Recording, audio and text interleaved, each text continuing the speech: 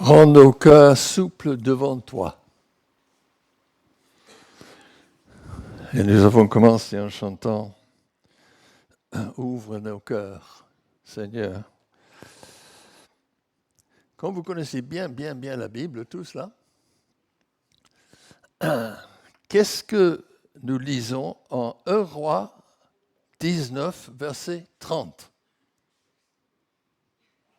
1 Roi 19, verset 30. Alors Alain, il va tout de suite sur son téléphone là. Ça, c'est de la triche.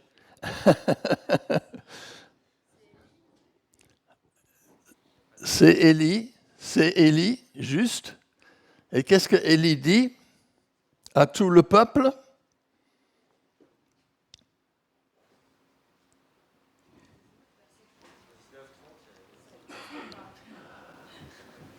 Approchez-vous de moi.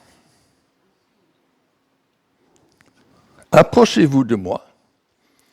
Et c'est suivi d'une petite phrase. Tout le peuple s'approcha de lui. Gilles vous a donné une invitation au début. Hein? Approchez-vous, si vous voulez. Le peuple s'est approché d'Élie. C'est dommage de rester très loin, mais je vous vois, même si vous êtes sous la mezzanine là-bas. Et c'est toujours plus agréable quand on a les gens prêts pour la prédication. Cette semaine, 18h30. J'ai pas dit 19h30 ? Oh, pardon. 18h30, oui. Oui, 18 et 19 sont sur la même page.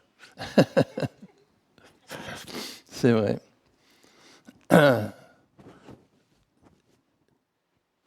Donc, vous avez là le titre pour ce que nous allons méditer ensemble ce matin. Il y a 15 jours, j'avais parlé sur la prière de Jésus dans Jean 17. À la fin de cette soirée de dimanche de Pâques, Jésus prie, et comme j'ai dit, c'est la seule prière où il prie longuement et à haute voix devant ses 11 disciples. Et c'est quelque chose de remarquable. La Bible dit, et nous le lisons en hébreu et en romain, que Jésus intercède pour nous dans le ciel. Là, il intercédait pour ses disciples sur la terre. Mais il intercède aussi pour nous dans le ciel. Un petit rappel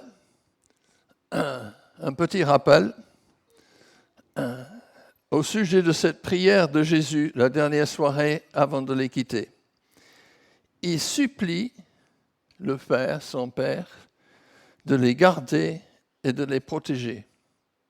Il dit, moi je l'ai fait pendant que j'étais sur la terre, mais maintenant je m'en vais auprès de toi.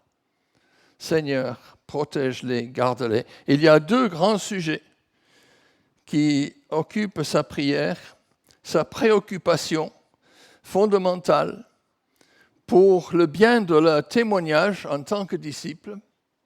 Il prie pour l'unité dans l'amour de Dieu, et pour la protection du mal, du malin, et d'une manière particulière, telle qu'il agit dans le monde. C'est sa prière en Jean 17. Luc, dans son évangile, Jean donne ces 5 chapitres, en fait, sur ce repas, ce dernier repas de Jésus avec ses disciples. Luc est beaucoup plus concis dans son évangile et il ne dit pas autant, mais il y a au moins 1 ou 2 ajouts dans ce que dit Luc qui sont importants et intéressants.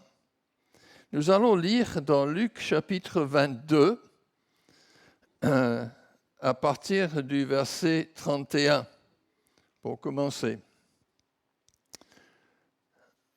Jésus a déjà établi la Sainte Seine, n'est-ce pas ? Et il parle à ses disciples, et puis il dit « Simon, Simon, Satan vous a réclamé pour vous cribler comme le froment. Mais j'ai prié pour toi. J'ai prié pour toi afin que ta foi ne défaille point.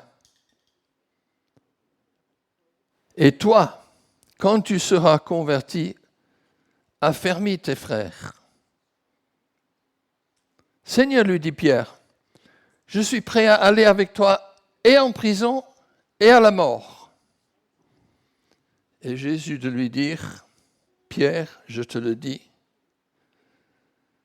le coq ne chantera pas aujourd'hui que tu ne m'aies nié 3 fois de me connaître.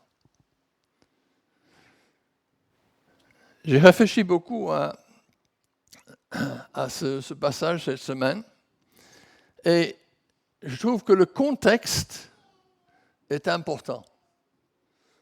Le contexte est souvent important dans la Bible.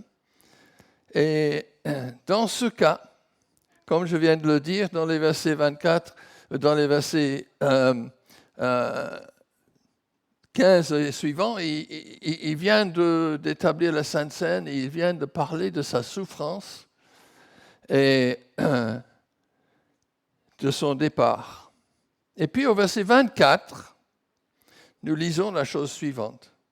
Entre cette présentation de la Sainte Seine et de sa souffrance, et entre cette parole qu'il donne personnellement à Pierre, il s'éleva aussi parmi les disciples une contestation. Lequel d'entre eux devait être estimé le plus grand? Jésus leur dit, les rois des nations les maîtrisent et ceux qui les dominent sont appelés bienfaiteurs. Qu'il n'en soit pas ainsi de même pour vous, mais que le plus grand parmi vous soit comme le plus petit, et celui qui gouverne comme celui qui sert. Car qui est le plus grand, celui qui est assis à table ou celui qui sert? N'est-ce pas celui qui est à table? Et moi, cependant, je suis au milieu de vous comme celui qui sert. Moi, je trouve que ce passage est extrêmement parlant parce que au moment même où Jésus dit qu'il va partir, au moment où il présente le fait de son arrestation, ce n'est pas la première fois, il leur en a parlé plusieurs fois, n'est-ce pas, dans l'Évangile. Mais l'Évangile dit souvent qu'il ne comprenait pas. Il n'avait pas saisi la réalité de ce fait. Mais ce soir-là, il le dit encore une fois, et il parle de sa souffrance. Et qu'est-ce qu'il trouve à faire devant cette parole grave?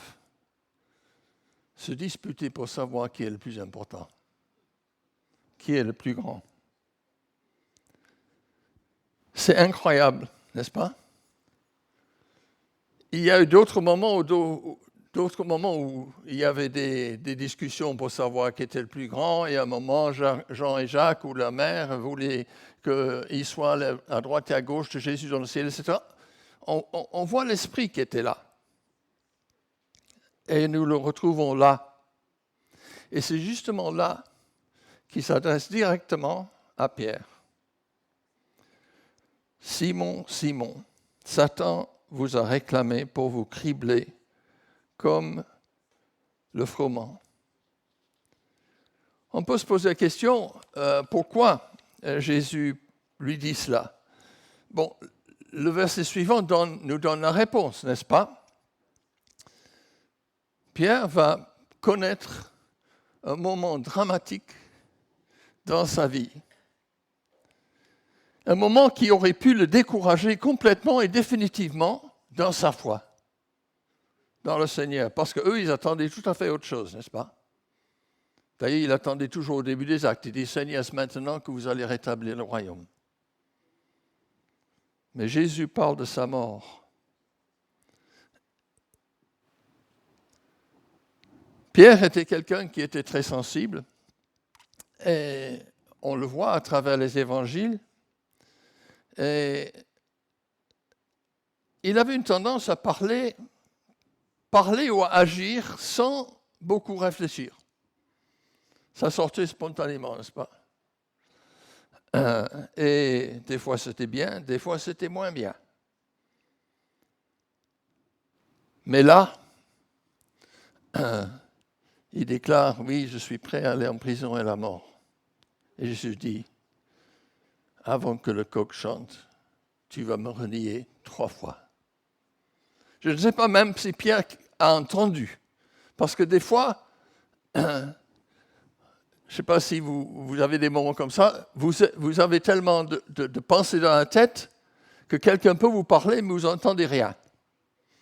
Des fois, ça me parle avec Maureen, hein, elle me dit, je te l'ai dit, mais tu ne m'as pas entendu. Et de toute façon, elle avait raison, quelles que soient les circonstances. Pierre était comme ça. Il était de bonne volonté. Je suis prêt à donner ma vie pour toi, Seigneur. Mais Jésus dit, j'ai prié pour toi. Satan t'a réclamé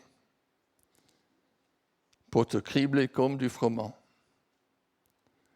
Qu'est-ce qui se passe ici exactement dans cette phrase et dans cet incident pour Pierre? C'est Pierre qui nous donne la réponse. En 1 Pierre 5, verset 8, et je pense que vous connaissez. Et Pierre écrit cela 30 ans plus tard, n'est-ce pas, quand il écrit son épître. Et qu'est-ce qu'il dit? Le diable rôde comme un lion rugissant, cherchant qui il dévorera. Pierre n'en était pas conscient. La question qui se pose, et je me suis tourné autour de ça pendant un petit moment cette semaine, je me suis dit, mais quels sont les dangers que le fait que le diable est là, qui rôde comme un lion pour chercher qui il peut dévorer? Quels sont les dangers? Danger numéro 1, présumer de nos propres forces. On pourrait l'appeler l'orgueil. En Matthieu, il y a cette petite phrase dans ce contexte où Jésus dit « Je serai pour vous tous cette nuit une occasion de chute ». Il est en train de citer quelque chose du prophète Zacharie. Zacharie, chapitre 13, verset 7. Le berger sera tué et les brebis seront dispersées. Je serai pour vous tous cette nuit une occasion de chute. Et Pierre, non Jésus, jamais, pas moi. Les autres peut-être, mais pas moi. Jean, dans son épître, appelle ça l'orgueil de la vie. Et Paul, ailleurs dans ses écrits, dit que celui qui croit être debout prenne garde qu'il ne tombe. Et je pense que nous avons peut-être tous fait cette expérience à un moment ou à un autre. Et c'est vrai parce que dans Corinthiens, dans le premier chapitre, Paul dit, inspiré par le Saint-Esprit, que Dieu a choisi les choses faibles de ce monde pour confondre celles qui sont fortes. Il n'y a pas beaucoup de forts parmi vous, il n'y a pas beaucoup de riches, les choses faibles. Et s'il nous a choisis, c'est peut-être aussi parce que nous, on est parmi les faibles. Et que nous risquons de tomber. Parce que l'ennemi est là. Et il sait comment nous faire chuter. C'est un avertissement contre l'orgueil qui peut être dans chacun de nos cœurs. Ça a commencé dès la Genèse et ça continue aujourd'hui. Ça sera le cas avant jusqu'à ce que Jésus revienne. Et c'est certainement le danger numéro 1. On sait ce qui est arrivé à Pierre, n'est-ce pas? Et ce n'était pas un manque de sincérité. C'était parce qu'il était faible, comme nous sommes faibles. Danger numéro 2. Danger numéro 2, la crainte des autres. L'opinion des autres. Le désir de plaire aux autres.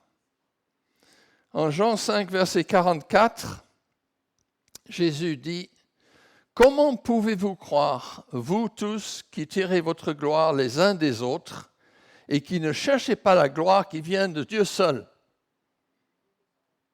Il disait aux pharisiens. La crainte des autres, c'est une sérieuse tentation.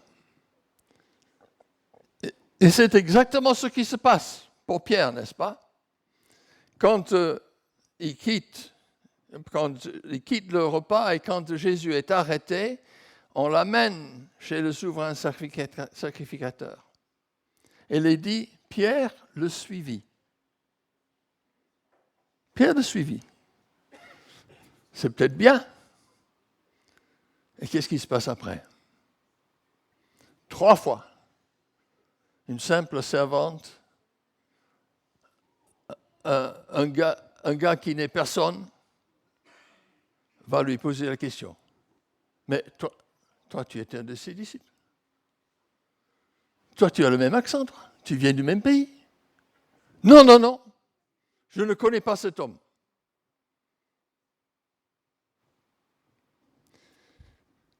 Et Jésus se retourne et il le regarde. Et ça suffit. Pierre sort de là et s'écroule en larmes. Parce que Jésus savait, c'était une amère expérience pour Pierre. La crainte des autres, ne pas oser prendre position devant le regard des autres. Ça peut nous arriver. Bon, il y a des petites choses. Samuel, il va me pardonner, mais dimanche dernier, quand je les ai pris pour le culte, il avait mis une écharpe sur la tête comme ça, et il avait sa casquette comme ça.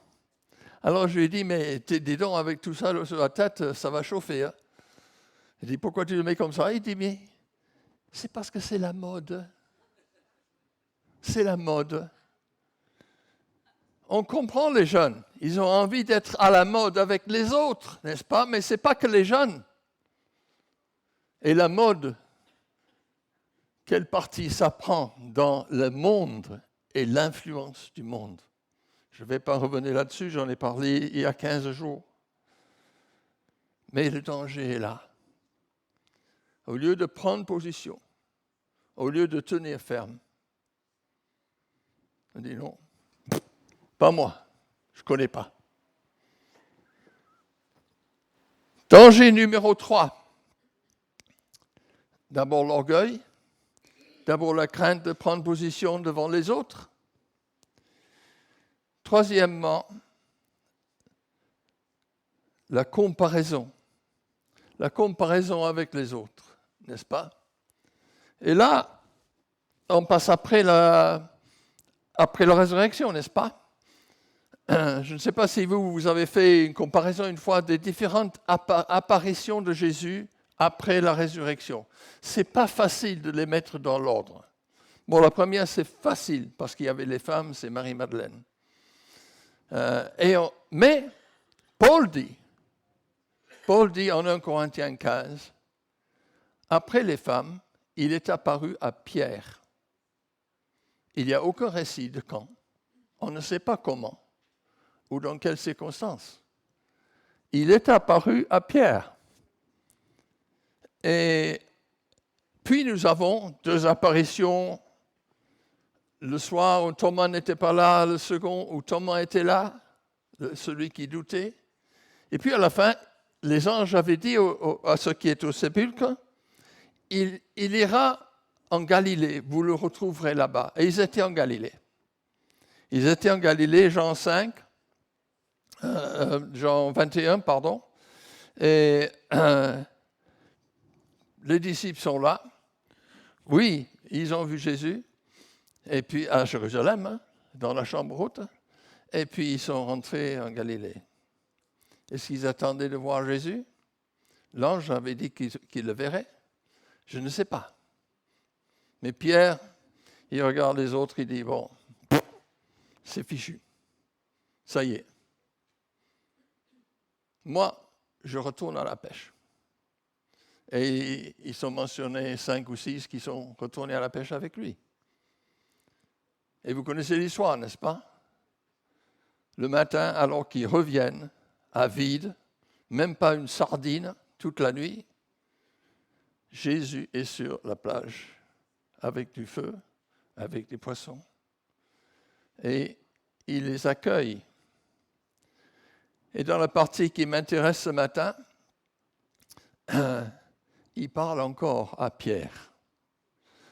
Et il dit, Pierre, est-ce que tu m'aimes plus que ceci? Les autres, peut-être, Seigneur, pas moi. Est-ce que tu m'aimes plus que ceci? Et je n'avais pas mon Nouveau Testament grec pour regarder, mais je crois que j'ai raison de dire qu'il y a 2 mots qui sont utilisés dans ces versets. Et Jésus dit à Pierre, bon, paie mes brebis. Et puis il lui pose la question une deuxième fois, Pierre, est-ce que tu m'aimes?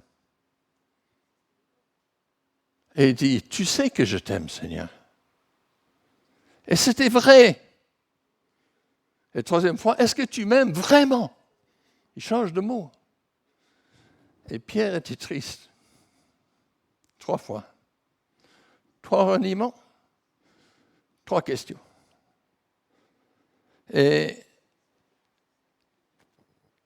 il dit, après avoir eu la confession de Pierre, tu m'aimes vraiment? Suis-moi. Toi, suis-moi. Et qu'est-ce qu'il fait? Il se retourne. Il y a Jean, là. Et il dit, Seigneur, lui, qu'est-ce qui se passe pour lui, là?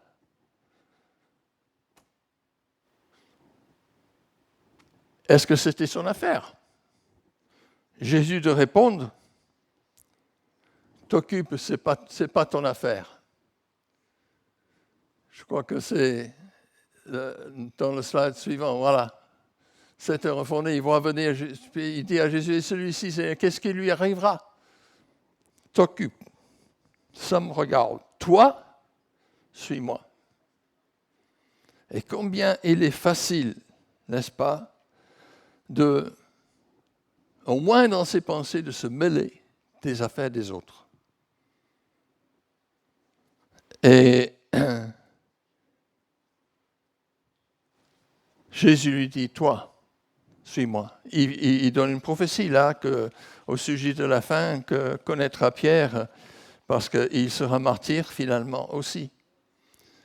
Mais dans ces dangers, on voit tellement de manières par lesquelles l'ennemi, Satan, peut nous détourner du Seigneur, de l'essentiel. La Bible dit qu'il est rusé. Il était rusé dans le jardin d'Éden, et il a été rusé dans toute l'histoire, et il le reste aujourd'hui. Est-ce que nous en sommes conscients? 2 Corinthiens 2:11 dit, Paul dit aux Corinthiens, nous n'ignorons pas ses desseins, en parlant du diable. Nous n'ignorons pas. Est-ce que nous sommes conscients? Il faut résister et prendre position. Paul en parle aux Éphésiens aussi. L'objectif de Satan, l'objectif du diable, c'est de faire tomber chaque enfant de Dieu. Chaque enfant de Dieu est visé pour qu'il s'éloigne du Seigneur, pour saper sa foi, pour le faire chuter. Et le monde, c'est l'un des moyens essentiels, tout ce qui est caractéristique du monde et du prince de ce monde. Nous sommes visés par Satan. Bon, la Bible dit, et Jésus dit, il a été vaincu. Dans sa mort et dans sa résurrection, l'ennemi a été vaincu. La victoire, on l'a chanté tout à l'heure, n'est-ce pas? Mais est-ce que nous saisissons toujours la réalité de cette victoire dans nos vies, dans nos pensées, dans nos réactions? Ou est-ce que nous sommes comme Pierre? Tout d'un coup, paf, on en lâche un et puis on n'est pas capable de suivre. Satan vise la famille chrétienne aussi.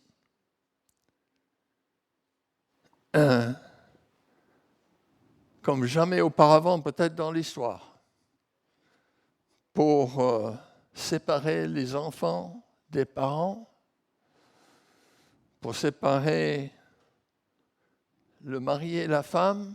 Il n'y a jamais eu autant de divorces. Et je crois que c'est Rachel qui a dit un jour que je ne sais pas combien de leurs amis, quand ils étaient jeunes, mariés sur Lyon, aujourd'hui sont séparés. Des jeunes chrétiens séparés. L'ennemi est là. Et il fera tout pour semer la division et la séparation. Et s'il vise chaque enfant de Dieu, s'il vise la famille qui est à la base de la société que Dieu a créée depuis la Genèse, il vise aujourd'hui et comme toujours son Église. Parce que l'Église, dit Paul, est la fiancée de Jésus.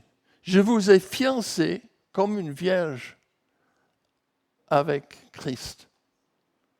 Et le jour arrivera où il va se la présenter sans tache ni ride ni rien de semblable.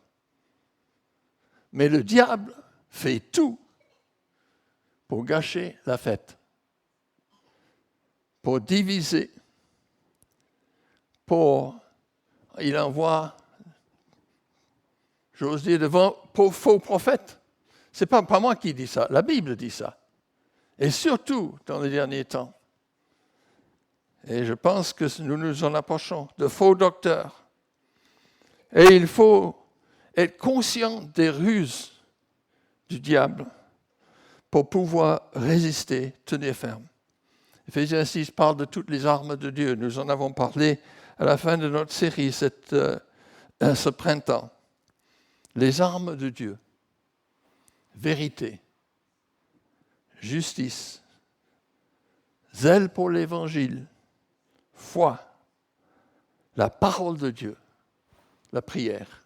Vous pouvez relire, n'est-ce pas? Je n'ai pas cité les armes, ceinture et tout le reste. J'ai cité ce que ça correspond.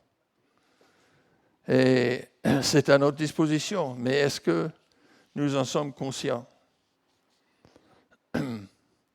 Je suis tombé sur un verset cette semaine. Je sais pas, moi je ne lis pas la Bible en l'ouvrant comme ça pour voir s'il y a un verset qui me touche ce jour-là. Hein. Il y a des gens qui lisent la Bible comme ça. Ils disent, Seigneur, inspire-moi à Ecclésiaste 5. Moi, je crois que nous avons besoin de connaître la Bible. Mais je suis tombé sur un verset cette semaine, par Proverbe 13, verset 10. C'est seulement par orgueil qu'on excite les querelles, mais la sagesse est avec ceux qui écoutent les conseils. C'est seulement par orgueil qu'on excite les querelles. Et je pensais à autre chose, et j'ai pensé à ce passage où dans les Proverbes, il parle de la fourmi, en parlant de la paresse, n'est-ce pas? Mais à la fin du passage, il y a un verset où il dit qu'il y a 6 choses que Dieu est. Et il y a un 7e. Je n'ai pas en tête les 6, mais le 7e dit « Dieu est la division. Et c'est pour cela, parce que c'est l'arme principale de Satan, que ce soit au niveau de la famille, ou que ce soit dans la vie personnelle, ou que ce soit dans l'Église, c'est pour ça qu'on a besoin de faire attention. Comment conclure ça? Les dangers, oui, il faut se rappeler de ces dangers, n'est-ce pas? La présomption, l'orgueil, la crainte des autres, etc.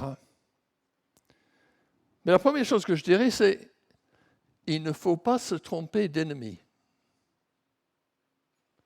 Il ne faut pas se tromper d'ennemi. L'ennemi, c'est le diable. Ce n'est pas mon frère ou ma sœur. Hein? Nous sommes un en Christ. Il ne faut pas se tromper d'ennemi. Comment faire? Quelle est la solution? Comment entrer dans cette victoire que le Seigneur a déjà remportée par sa mort sur la croix, par sa résurrection?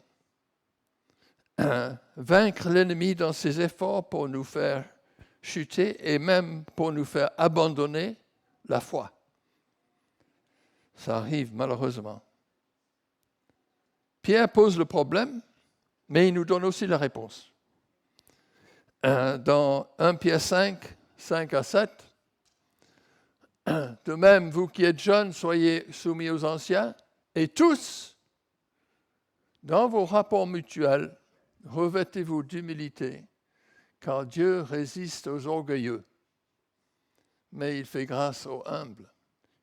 Humiliez-vous donc sous la puissante main de Dieu, afin qu'il vous élève au temps convenable.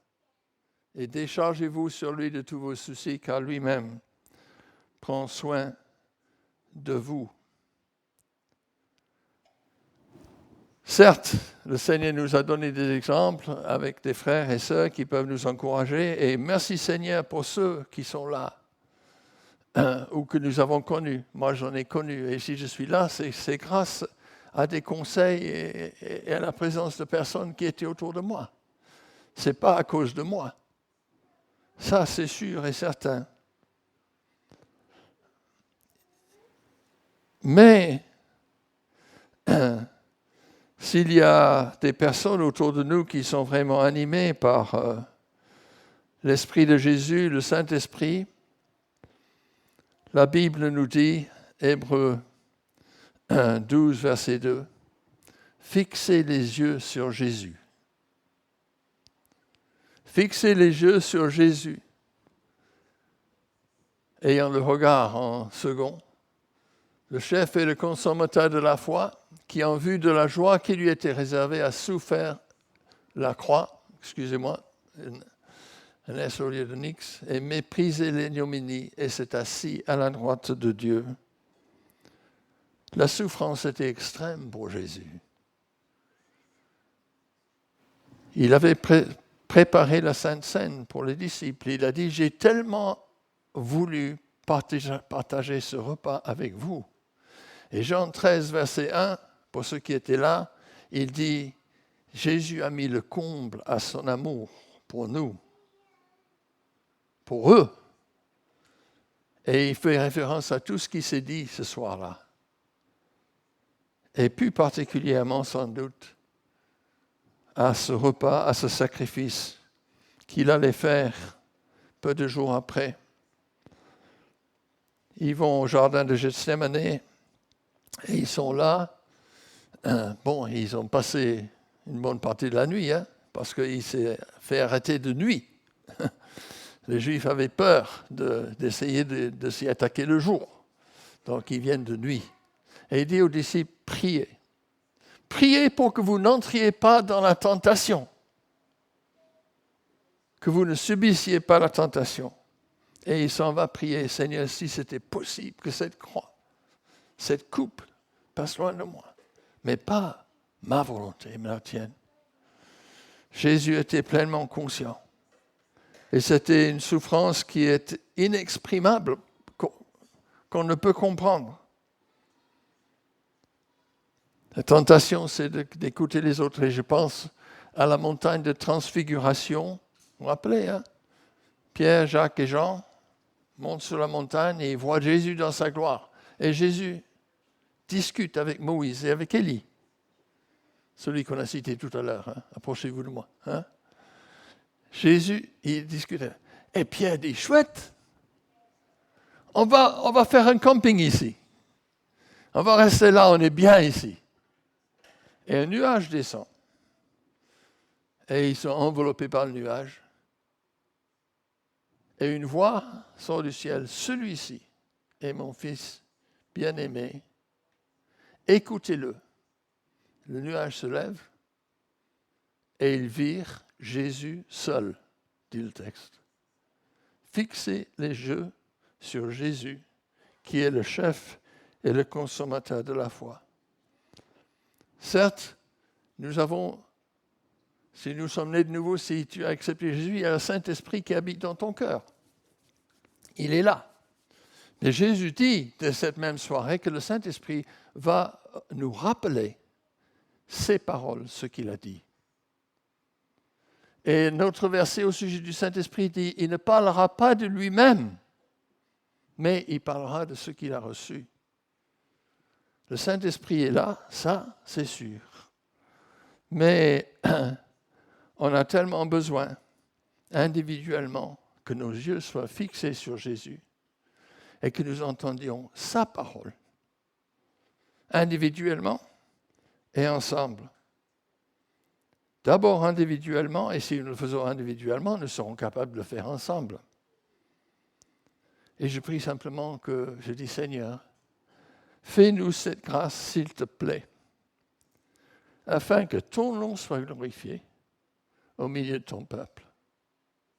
Mais ça commence avec toi, suis-moi, afin que nous puissions le faire ensemble et que son nom soit glorifié au milieu de son peuple. Nous prions. Seigneur, nous sommes tellement oublieux. Souvent, les circonstances envahissent nos vies, ou des personnes, toutes sortes de choses. Nous pouvons oublier si vite. Ta parole, tes exhortations, son encouragement et le fait que tu es là, présent avec nous, comme Gilles l'a dit au départ. Oui, Seigneur, pardonne-nous cette faiblesse. Aide-nous à fixer les regards sur toi. Aide-nous chaque jour à tourner les regards d'abord vers toi, afin que ta présence soit une réalité dans nos vies.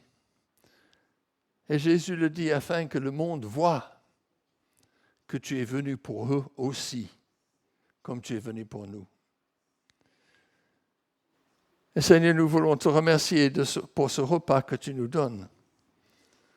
Un repas où tu as dit, faites ceci en mémoire de moi.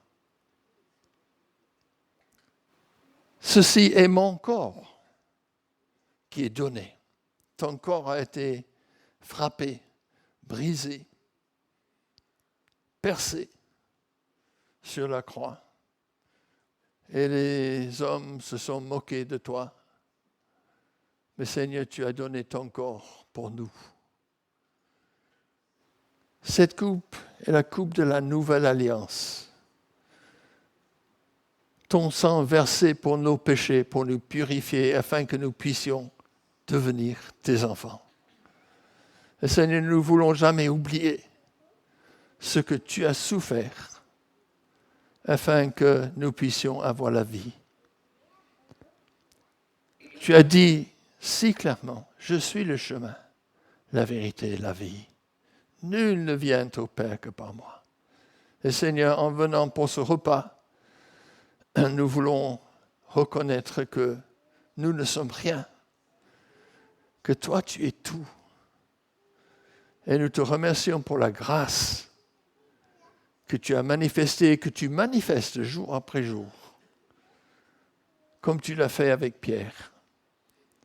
Merci Seigneur de ne pas regarder nos faiblesses. Merci de pardonner nos fautes.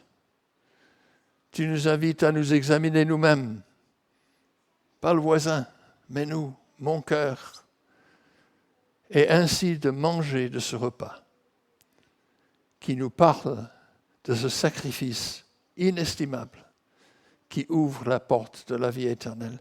Seigneur, aide-nous et que tu sois béni ce matin dans nos cœurs et au milieu de ton peuple. Et en priant pour nous, nous prions pour chacune des églises dans cette ville où tu es reconnu comme Sauveur et Seigneur. Et nous te disons, Seigneur, bénis ton peuple et aie pitié de ceux qui ne te connaissent pas.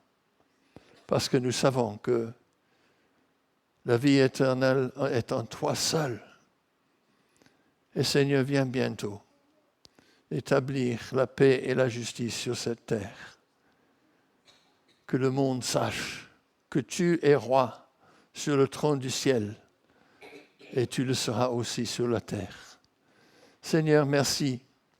Merci pour ta parole. Merci pour ta patience. Merci pour ta compassion. Bénis chacun de nous, Seigneur, pour la gloire de ton nom. Amen.